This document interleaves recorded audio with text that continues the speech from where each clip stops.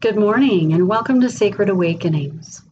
You found us at our Sunday gathering. This is a time when we come together in community for inspirational message, music, meditation, prayer, intention setting. Time together as a community. I'm glad you're here. Today, we have Archambeau Doilin, who's presenting a topic titled Your Divine Birthright. Now, Ash is new to us on Sunday gatherings. However, she's not new to us in Sacred Awakenings. We're very fortunate to have her as our education director. And because Ash is new on our Sunday gatherings, I'd like to take a moment to introduce her to you. Here's a little bit of information about her. Ash spent the last 10 years in her own spiritual journey, developed a passion that way to offer people of all ages the insights that she's been blessed with. Ash studied, researched, and deeply practiced many spiritual traditions, and she's found there's an underlying spiritual truth on the path to self-discovery.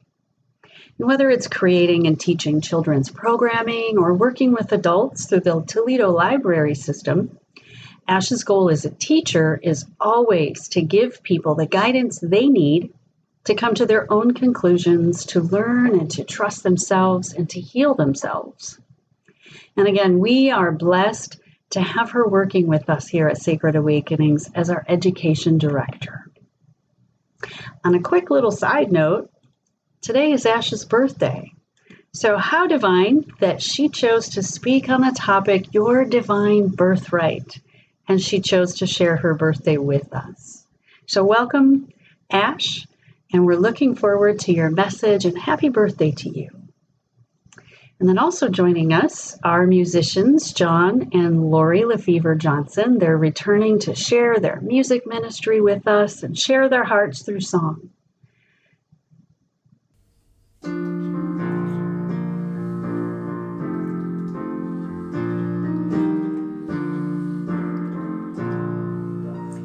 Come and find the quiet center in the crowded life we lead. Find the frame where hope to enter. Find the room where we are free. Clear the chaos and the clutter. Clear our eyes that we can see all the things that really matter. Be at peace and simply be. Silence is a friend who claims us, cools the heat and slows the pace. God it is who speaks and names us, knows our being, touches base, making space within our thinking, lifting shades to show the sun, raising courage when we're shrinking, finding scope for faith begun. In the Spirit, let us travel, open to each other's pain. Let our loves and fears unravel, celebrate the space we gain. There's a place for deepest dreaming, there's a time for hearts to care. In the Spirit's lively scheming, there is always room to spare.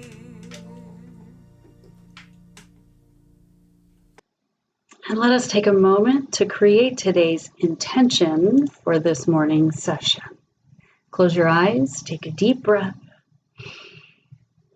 Coming together, we create a collective divine heartbeat. We affirm truth and peace abide here. We gather to remember and recognize the divine mystery within. In our sacred circle, we honor the awakenings of each spirit who enters. A prayer from Gary Smith.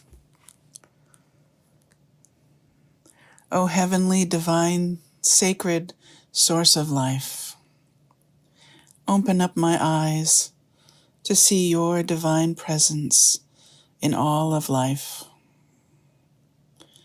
Open up my ears to hear your guidance as I move through the maze of this life. Lead me to act in the highest good of all concerned.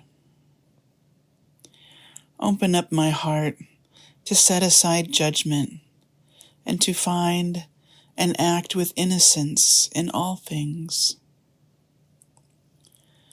Help me to realize greater gratitude for the divine blessings bestowed upon me. See within my heart the intention to serve the glory of the divine in each moment of the day. Thy will be done. Thank you. Thank you. Thank you. Amen.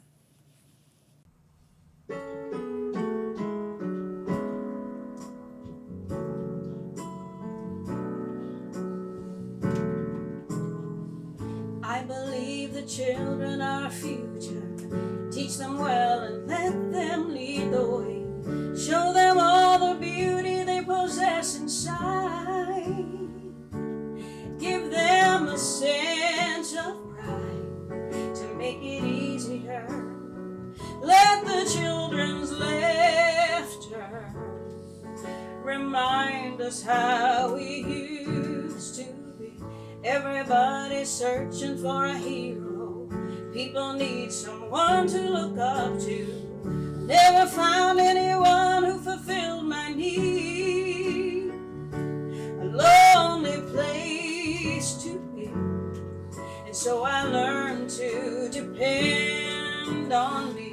I decided long ago never to walk in anyone's shadow. If I fail, if I succeed, at least I've lived as I believe. No matter what they take from me, they can't take away my dignity, because the greatest love of all is happening to me. I found the greatest love of all inside of me.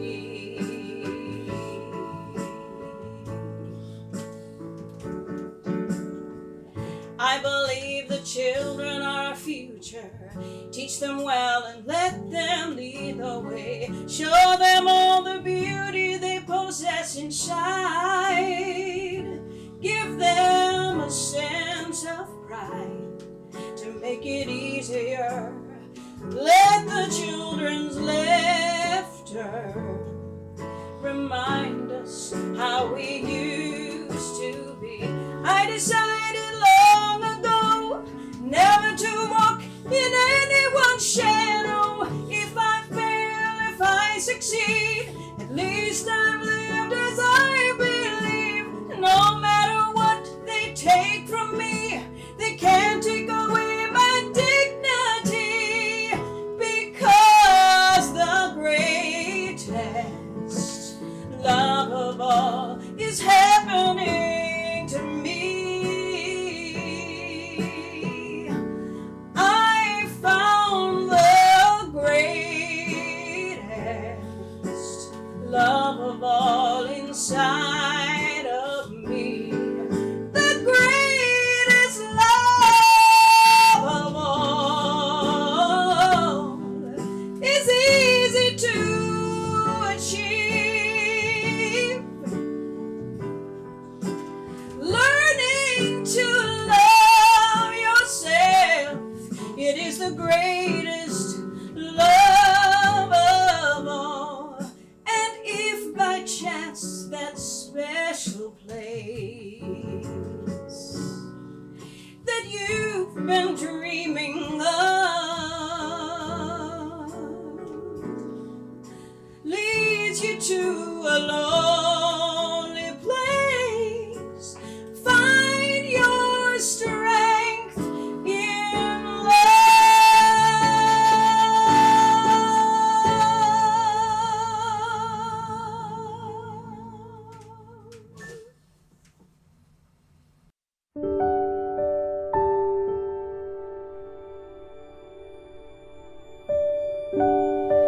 Happy gathering, friends.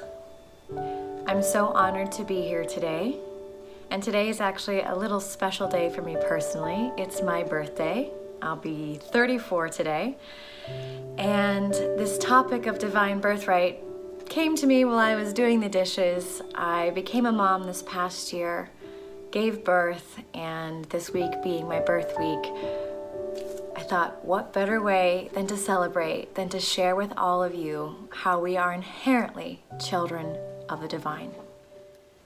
It's funny, I didn't know it at the time consciously, but my whole life I've actually been seeking to understand the answer to this question of our divine birthright and who we're meant to be.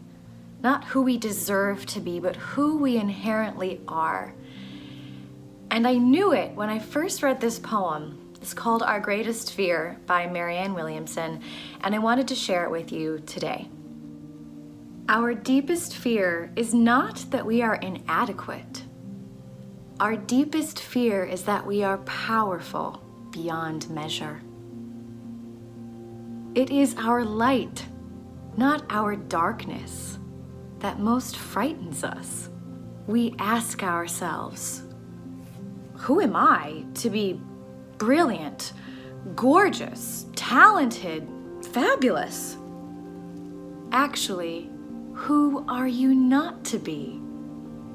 You are a child of God. Your playing small does not serve the world. There's nothing enlightened about shrinking so that other people won't feel insecure around you. We are all meant to shine as children do. We were born to make manifest the glory of God that is within us. It is not just in some of us, it is in everyone. And as we let our own light shine, we unconsciously give people permission to do the same. As we are liberated from our own fear, our presence automatically liberates others. That poem is from A Return to Love. I first read that poem when I was 16. I was at a summer theater camp. And when I read that, there was something inside of me that knew it was so deeply true. But in all honesty, what my 16-year-old mind said was, wow, that's true, but how in the shit am I gonna do that? Full disclosure. And ever since then, what I've come to understand is that I've been guided unconsciously and now consciously to understand we are meant to let our light shine. We are meant for joy, for peace, for harmony. We're not meant to suffer all the time. We're not meant to toil and simply survive. I really bought into those ideas for a long time. I had to go through many different phases in order to see, oh, that's not really working. And I've been trying to understand what's the balance between our free will and what is predestined for us. And I feel like divine birthright has answered that question for me on a very deep level. And I like answers that are simple. I've been used to working with children the past 6 years.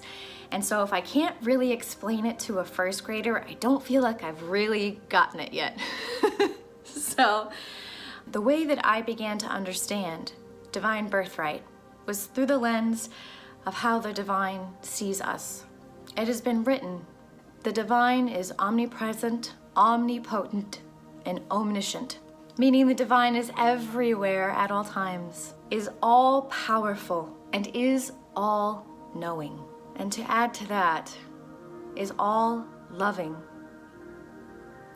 We come to the divine as children, trying to understand, trying to work through our pain, trying to find discernment. And this is the life journey that we all take. My higher self that speaks to me through my heart was truly the divine speaking to me. and how the divine saw me, and that the journey is about remembering to love ourselves the way that the divine loves us. We are asked to love, observe, and forgive ourselves in every single moment the way that the divine does for us. And when we start treating ourselves as the divine treats us, with compassion, with understanding, with support, as we find discernment, as we find peace within ourselves, that truly is our divine birthright. And we have this beauty of free will to always choose this, to choose to see ourselves as all-powerful, as all-loving, as all-forgiving, as in everyone and everything. And this is our choice every single day, to practice this, to see this, to seek this. Our divine birthright is to come closer and closer and closer and more fully embodied in our true nature, which is a divine child of the universe. And in every moment, we have that choice of free will, that beautiful choice of free will, to lean into that divine nature, to expand that divine nature in ourselves and out into the world, or to contract, to shy away from it, to run away from it, kicking and screaming like we've all done at some point too. Our divine birthright is a deep knowing, one that we find moment to moment to moment in our lives, that we are truly one in the same. But paradoxically, we are also unique within ourselves. This world is full of duality, so leaning into our divine birthright is about knowing I truly am a drop in the magnificent ocean of the framework of the universe. And I am one with that universe, while also knowing I am that unique drop that contributes to the whole. It's the beautiful paradox of being here in a human body. We see ourselves as separate from everyone and everything, and the journey can feel incredibly lonely. And our mind loves to criticize ourselves and others, loves to blame ourselves and others, loves to feel sorry for ourselves and others, which simply perpetuates a sense of separation. All right, so we've philosophized a little bit. Now, how do we bring this concept of divine birthright back to a simple, digestible practice? I'll tell you a couple things that have truly helped me. The first, when I'm really, really harsh on myself, or if I'm really, really harsh on others, I try to imagine that I'm speaking to a child and to my own inner child. Or if that doesn't work, I think, would I say this to my daughter? Or I think, would I want my daughter saying this to somebody? Would I want my daughter thinking this about herself? And 9 times out of 10, that stops the mental chatter. It gives me the push on the brakes that I need to come back to myself and into my heart, to quiet my mind, and to realize, whoa, I was on the train to Separation Town. I was on the Ego Express. I just ran right with it. And another huge practice is not vilifying our egos, our thinking minds. It's there for us to learn. Our ego is the bar that we must overcome, but the ego is also the helper.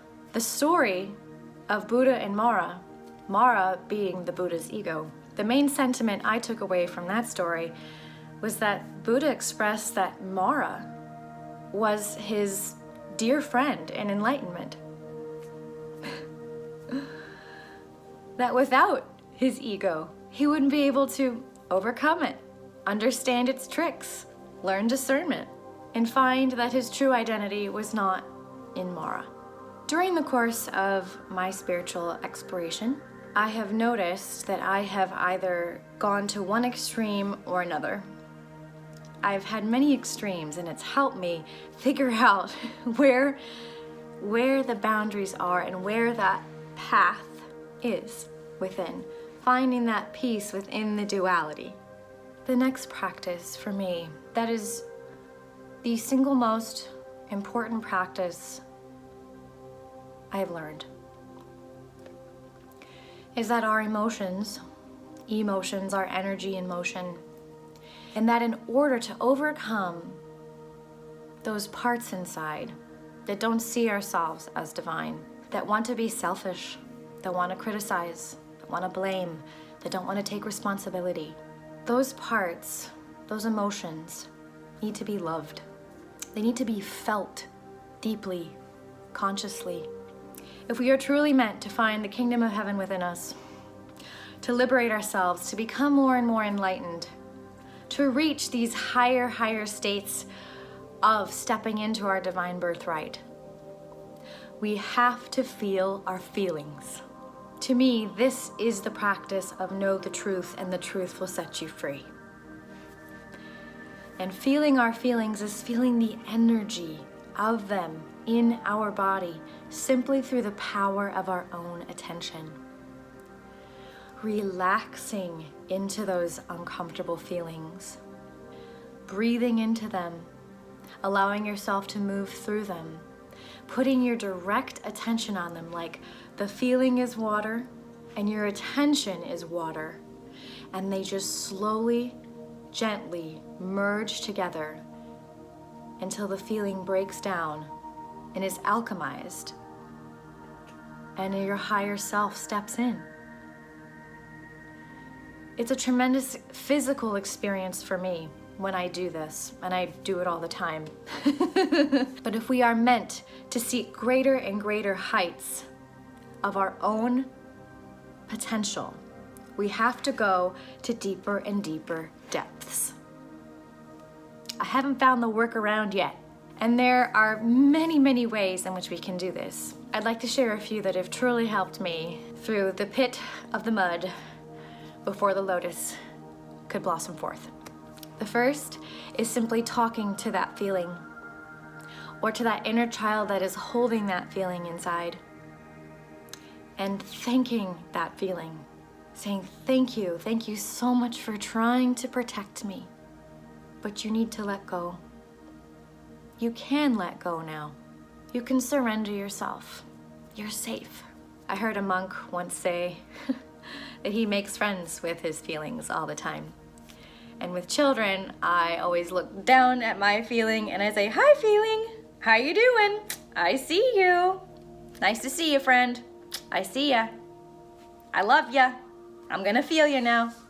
Okay? Sometimes feeling our feelings calmly or talking to the feeling is not enough. And for me this past year, I've been truly called to step into my power, my full power, to not sublimate myself anymore, to not lean into my people-pleasing tendencies, to not shrink, to understand, wow, I have experience within, I have grace within me, and I'm here to share it. And in order for me to get to that place that felt more and more comfortable, I had to really be seen and heard, but not by anyone else. I had to be seen and heard by myself. Not quietly sitting there suffering and working on my feelings, but I spoke to myself. I recorded myself. All the feelings that I was holding, the depths of things that just felt ancient, deep, desperate, these crazy dark things that were coming up for me. And I would record them. And I would play the recording back to myself once, twice, more times if necessary. And it allowed me to feel seen and heard. And I'm telling you, it was such a simple but very transformative practice, because I felt all this power come back to me, because I was listening and honoring myself. Even if someone else couldn't hold my emotions, I couldn't lean on a friend or lean on a family member, I needed to learn to lean on myself. I can't say enough about recording yourself and allowing yourself to listen to every piece, every shade, every color.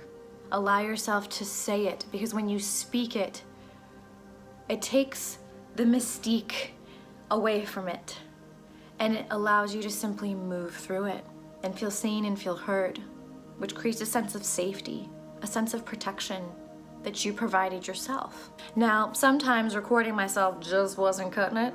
Sometimes I just needed to express. And we can express in so many different ways. We can dance it out. We can breathe it out. I had a couple of instances where I went to an open field at 9, 10 o'clock at night, and I wandered around the field and I cried out like a child crying out to the universe. And I allowed myself to feel this depth of grief, desperation, hopelessness. I was like I was wandering through this desert of the field. Keening. If you know what keening is, it's an Irish tradition where this group of keening women would come to funerals, and they would all be there to heave and wail and cry out as a form of grief, as a form of catharsis for the funeral party. And that's what it felt like. And I needed to do that. And after doing that, it's funny, I didn't feel tired. I felt all this power come back to me. It was tremendous. And I felt that I had honored myself. I felt that I had allowed myself to move through something so dark and so heavy. And it made me feel relaxed afterwards. Only you can know what you have to move through.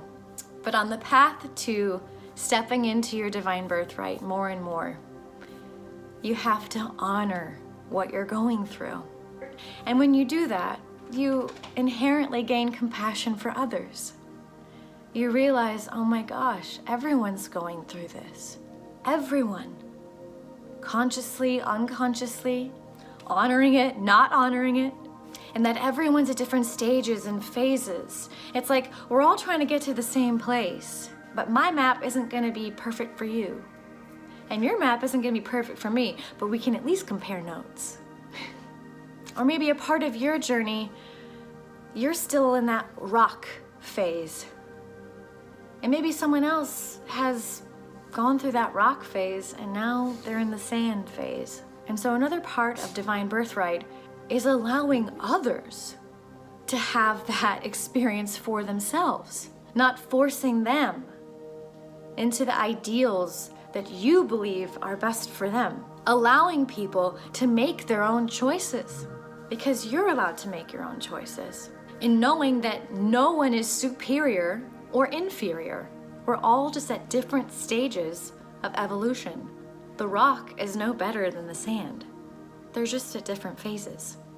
Because I have found that as you work on yourself spiritually, that little ego part loves to creep in and say, oh wow, I'm getting so much understanding, I'm getting so much discernment, I know so many things. Oh man, I can start to tell people what to do. Oh boy. But ultimately, if you keep honoring what you're going through and allow yourself to feel it, to express it, to honor it, you'll be guided to the next step. The next practice I find tremendously helpful on this path of stepping into our divine birthright is constantly learning how to open your heart. And so I wanted to do that with everyone today.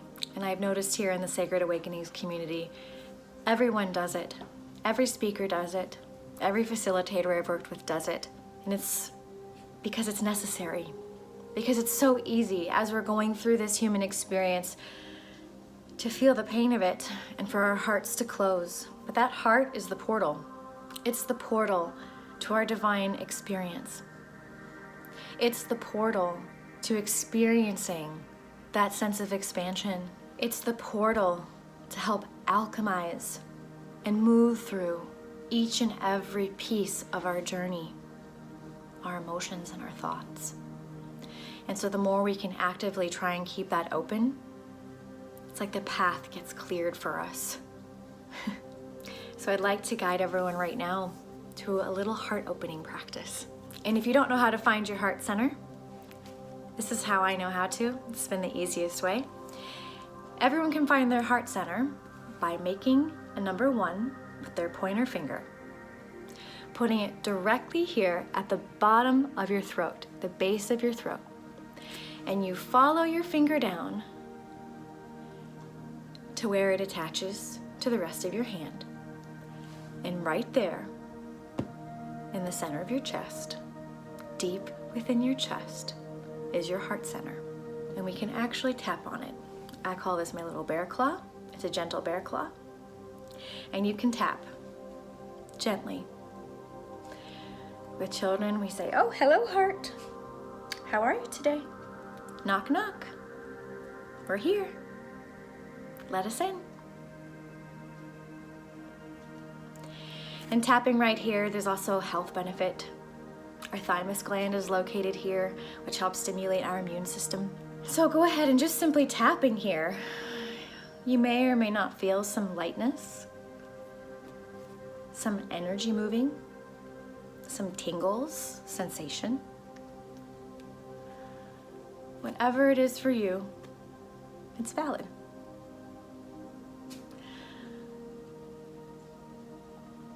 Now, there are many ways to open our heart, but I'll guide us through one of my favorite ways right now. So if you'd like to, go ahead and close your eyes. I found it makes it easier to focus and a little more enjoyable too. You can stop tapping and you can put your attention deep inside your chest.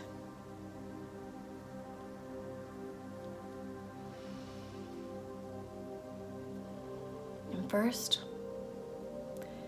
you can imagine a beautiful, bright sun deep inside your chest.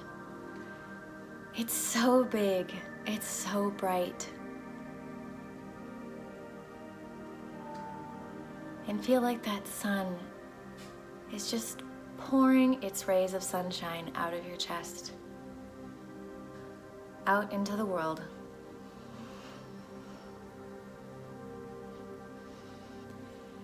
If you want to open your heart even more, you can think of someone, someplace, or something that you love very, very much. And see how that makes the center of your chest feel. Can you feel that sensation, that vibration of warmth, of love? And that love you feel for that person, place, or thing, just send it. Let that love you feel go to them.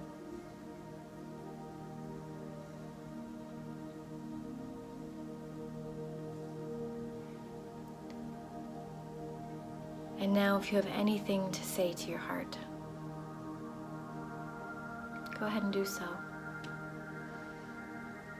For me, I just simply like thanking my heart. I also like to ask my heart to help guide me. And I know it's my heart guiding me when it's this soft, it's quiet, and I have to lean in to hear it, but it's there. And it's always there for me, guiding me to my next step. Take a nice deep breath in and out, and linger in that sensation of an open heart. I'm going to count back from 5. You can slowly bring yourself and your awareness back to our group here. 5, 4, 3, 2, 1.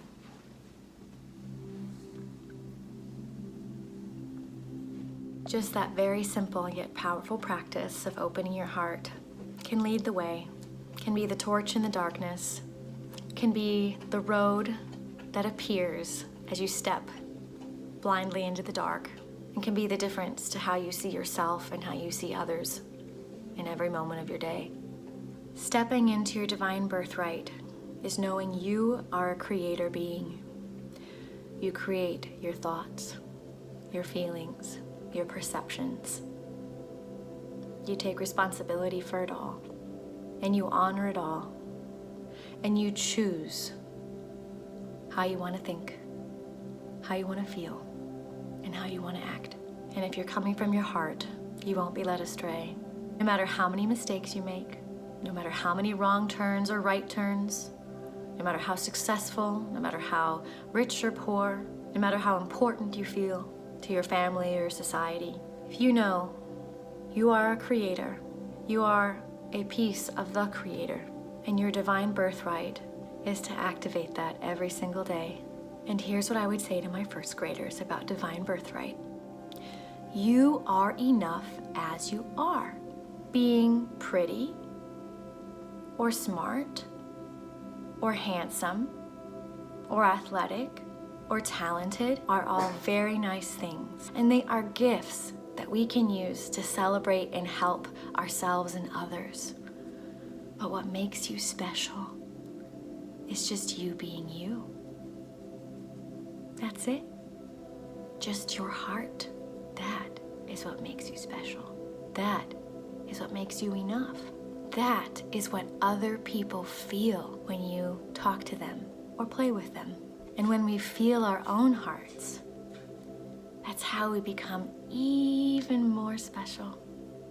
And there's no limit to how special each of us are. And your specialness isn't better or worse than someone else's specialness. Each of our specialness is here on earth because we're here.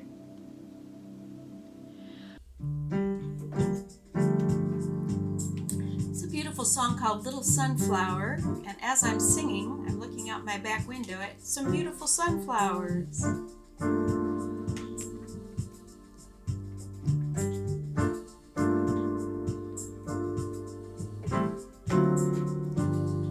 Glowing like a sun, warming everyone, will you walk with me?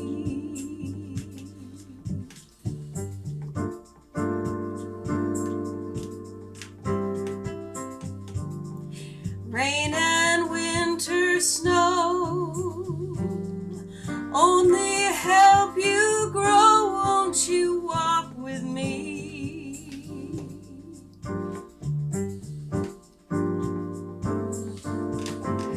More and more each hour,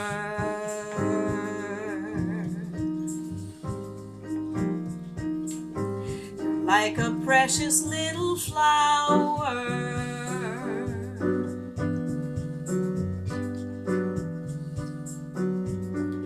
More and more each hour,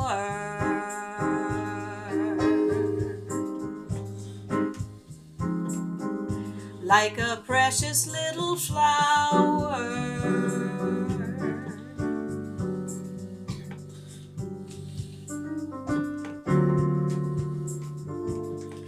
Dewy morning dawn, pretty petals yawn as you turn to me.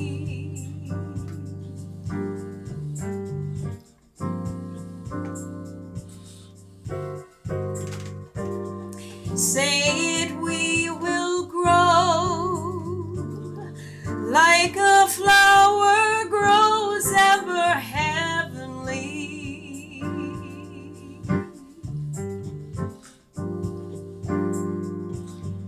More and more each hour,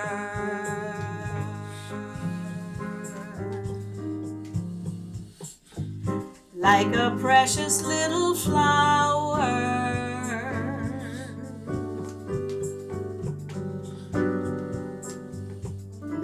More and more each hour,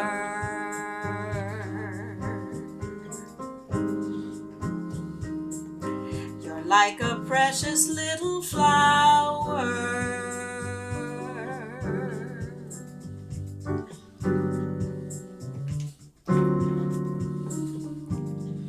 Now delight the sky, let those fragrance fly, sweeter be the wind.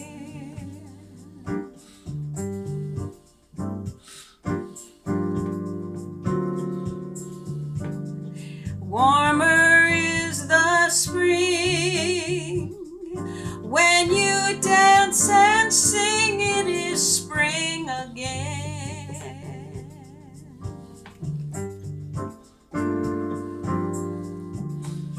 Dance for April showers,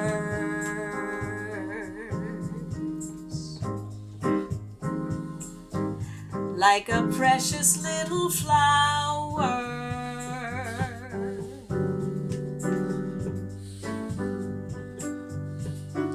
More and more each hour,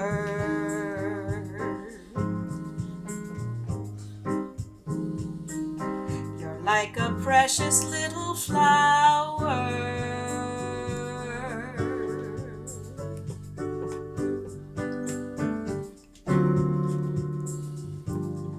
Glowing like a sun, warming everyone, will you walk with me?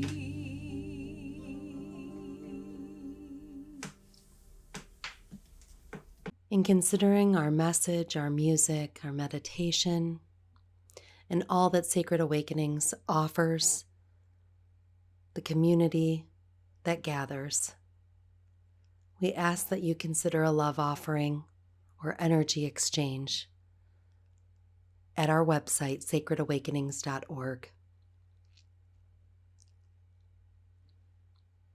Please join me in this blessing. Divine love, through me, blesses and multiplies all that I have, all that I give, and all that I receive.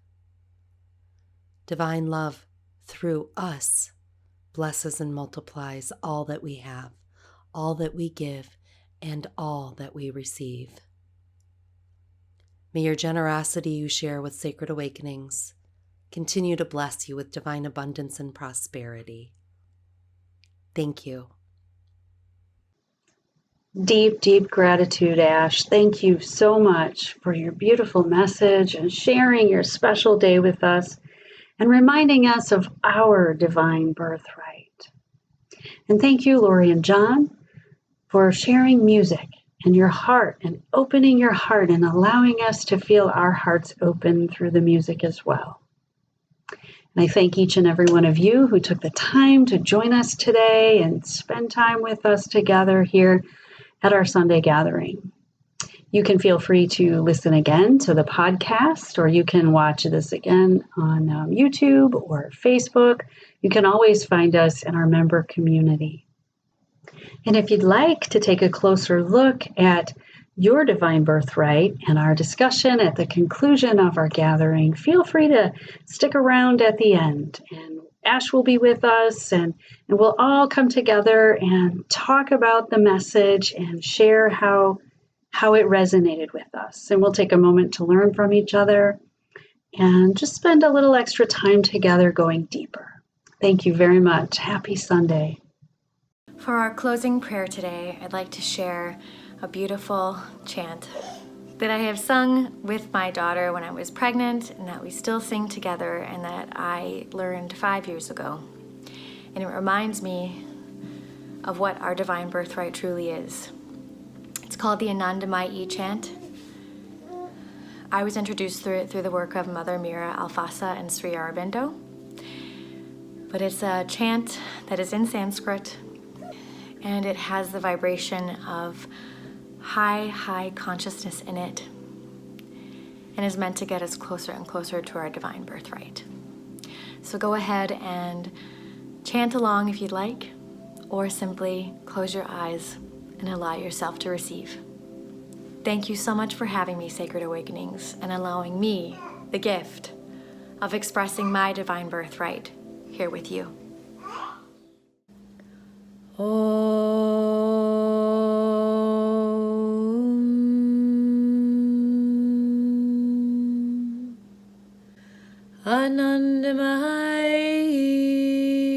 Anandamai Chaitanyamai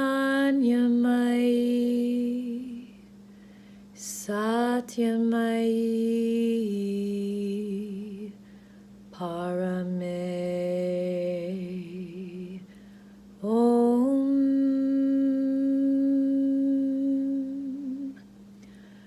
Anandamai Chaitanyamai Satyamai Parame Om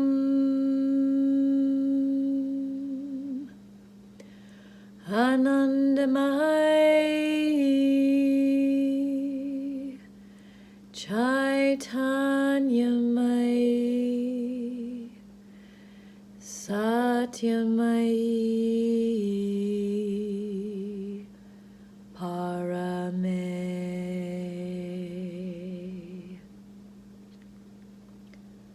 Om Anandamai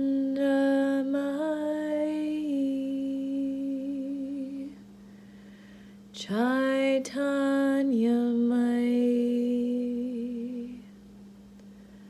Satyamai Parame.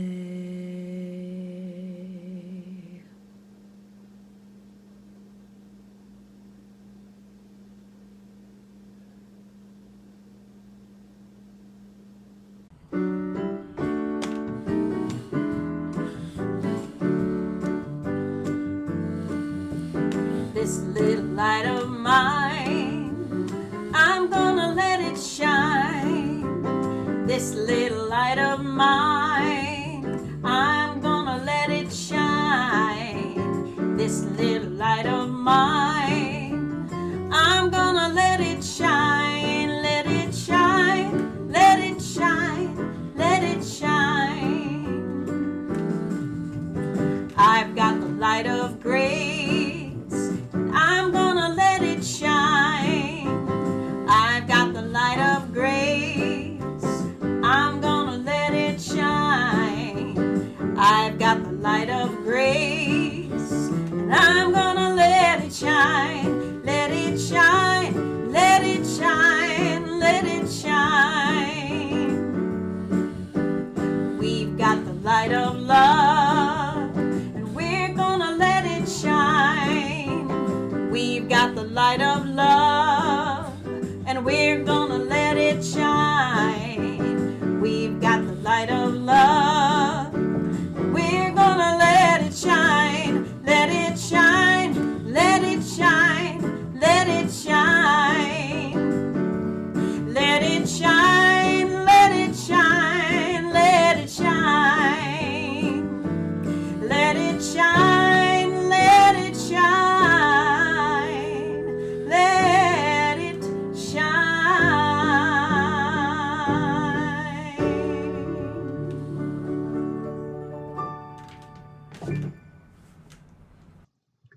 Thank you again for joining us this morning here at Sacred Awakenings. If you'd like to stick around, get up, take a short break, move around, and then we'll come back together momentarily and we'll take that closer look at your divine birthright. And if I don't get to see you in a few moments, then I hope you have many, many sacred awakenings, and I'll see you again next Sunday.